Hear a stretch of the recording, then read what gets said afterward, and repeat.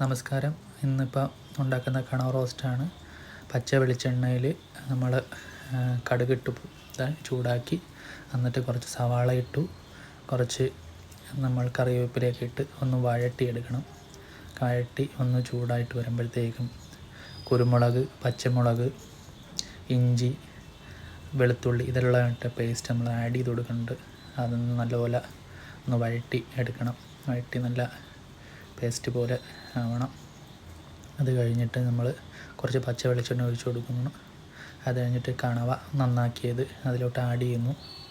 Add ചെയ്ത് നല്ല വൃത്തിയാക്കണം. നല്ല ക്ലീൻ ആക്കിയിട്ട് ഇതേപോലെ അതിലേക്ക് നല്ല ചൂടാകുമ്പോൾ ഇട്ട് കൊടുക്കണം.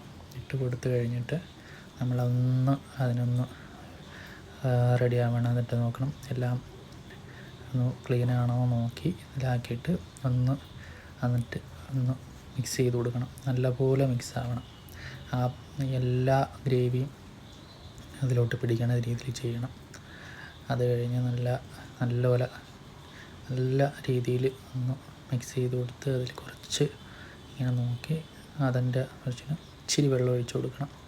അപ്പോൾ അതിൽ കിടന്ന് നല്ലപോലെ കുക്കാവും. ഇതെല്ലാം ഒരു 10-15-20 മിനിറ്റിലുള്ള ഒന്നാണ്. പെട്ടെന്ന് കുക്ക് ചെയ്യാൻ പറ്റുന്ന സാധനമാണ്. അതിൽ മുളക് പൊടിയോ വേറൊന്നും ആഡ് ചെയ്യില്ല. ഇതിൻ്റെ കൂടെ ഇപ്പോൾ എന്ത് വേണമെങ്കിലും ആഡ് ചെയ്യാം. ഞാനിപ്പോൾ ഇതിൽ ഇടിയപ്പമാണ് ഇതിൻ്റെ കൂടെ കഴിക്കാൻ നമ്മൾ റെഡിയാക്കാൻ പോകുന്നത്. അപ്പം നല്ല ചൂട് ഇടിയപ്പം റെഡി ആയിക്കൊണ്ടിരിക്കുന്നുണ്ട്. അത് കഴിഞ്ഞ് നമുക്കതൊന്ന് അടച്ച് വയ്ക്കാം. ഇതാണ് ഇടിയപ്പവും കണവക്കറി.